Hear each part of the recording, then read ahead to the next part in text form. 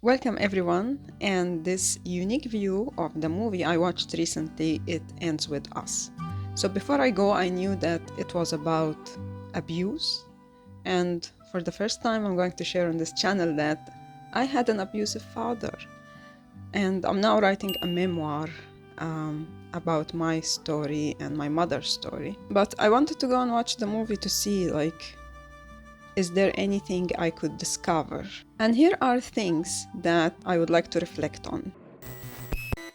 I'm Theresa Khalil, a writer, a documentary filmmaker from Egypt. In this series, Unique View, I share my unique view because I have a special journey, especially with abuse. So the film begins with this woman who her father dies and she's supposed to go in the funeral and say something about him. The mother suggested her to find five good things about him to share in the funeral.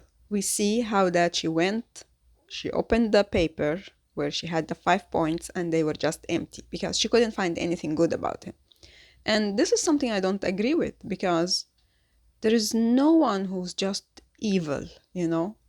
People are good and bad. So even my father, he had I could list 10 good things about him.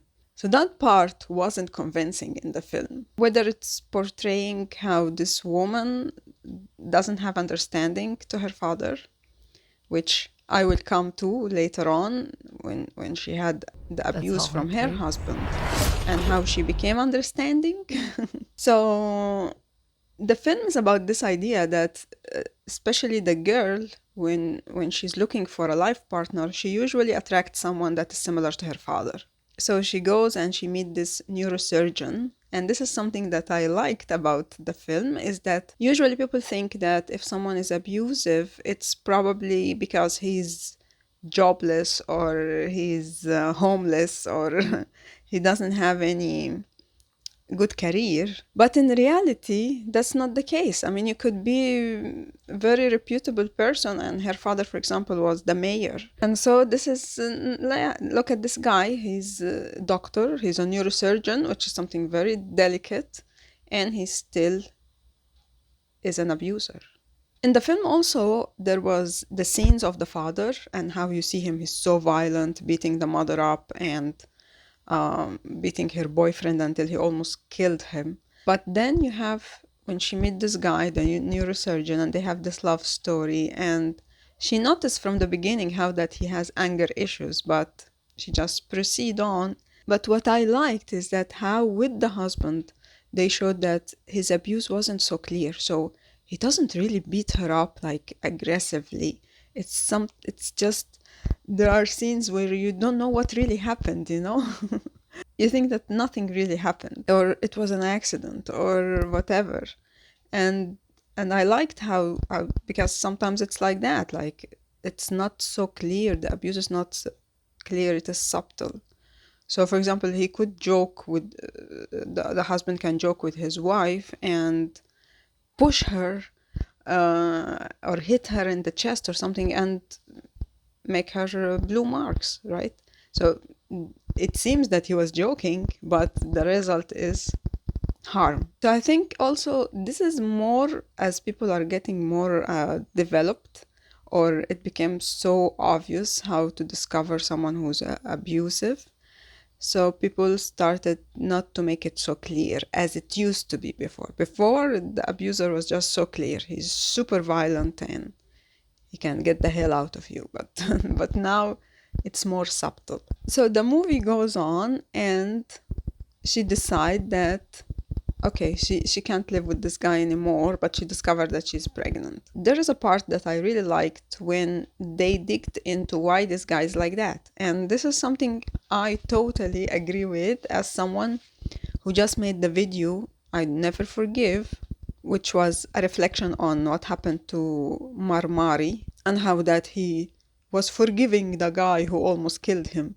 And I really don't need to forgive at all because I understand. And I think when you understand, you don't need to forgive. So I liked in the film when they made this backstory of why this guy is aggressive, why he's violent, why he has anger issues. So now she understands why he's doing what he's doing. And so she's not like so bitter about him. She doesn't want to revenge of him. And I think this is consciousness, you know, when you become more understanding of the person in front of you. So she allowed him to help with the baby, and she called the baby the name of his brother that he killed. And so that's how things should be. When you are more conscious and more aware of what's going on, and you're not just simple-minded. And I made a video about simple-minded people before. I would recommend you to go and check it out. So she was understanding, but she still proceeded with the divorce. And in this point, I would say that you need to wait. What are the gains? What are the losses? So to take the decision to leave an abusive relation, you need to know, will you do it and when? Like, I think you need to be smart about it. What I really liked in the film is that he offered to go to therapy, and that's amazing. Like, usually those people, they just, it is what it is. I am who I am. I will not do nothing about it. But although he wanted to have therapy, she still didn't want to be with him. My recommendation is first to understand, second to try therapy, and then if this doesn't work, then you choose the right time to leave. Then we come to her first love, and this guy who her father almost killed him, and so she feel a bit guilty towards him. And when she first meet him after many years, the first thing we think that he's a waiter in the restaurant. So she's in the restaurant with her mother, and he comes to serve them. And we think, okay, this guy, he was homeless. You know, it seems that things didn't change for him. He still had he didn't make something out of his life. And I think that was the moment when everyone thought that, okay, then he's not an option compared to the neurosurgeon. And that's what the people, like the people who wrote the film, wanted you to think, because it's like, I think it is the way that they think as well, is that a man need to have a good career in order to compete, you know, for the attention of a woman. But then the next time she goes to the restaurant, she finds that he's actually the owner of the restaurant, and then everything changes, of course. Now he's like competing. But what didn't make sense at all is that this guy, you know, he's now owner of a restaurant. It seems a very fancy, successful restaurant. And he never had a relation, or he didn't have a relation. And afterwards, when she gets pregnant and leave her husband and all that, he's still there waiting for her, which really doesn't make sense.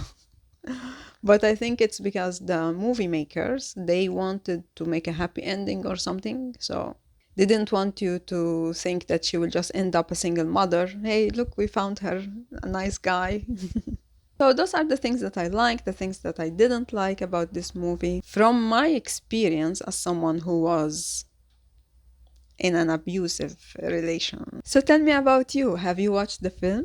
Do you have a story with abuse? Please share it down in the comment. And remember that I am here to listen. If you want to check my listening sessions, I will leave a link down below. If you have something on your mind, if you want to share something loudly, something that you couldn't share with the people around you. I don't give advice. I will just listen without judgment. And maybe I will have some suggestions. But the idea is that you just talking and getting things out will make you feel better. It's the healing power of telling your story.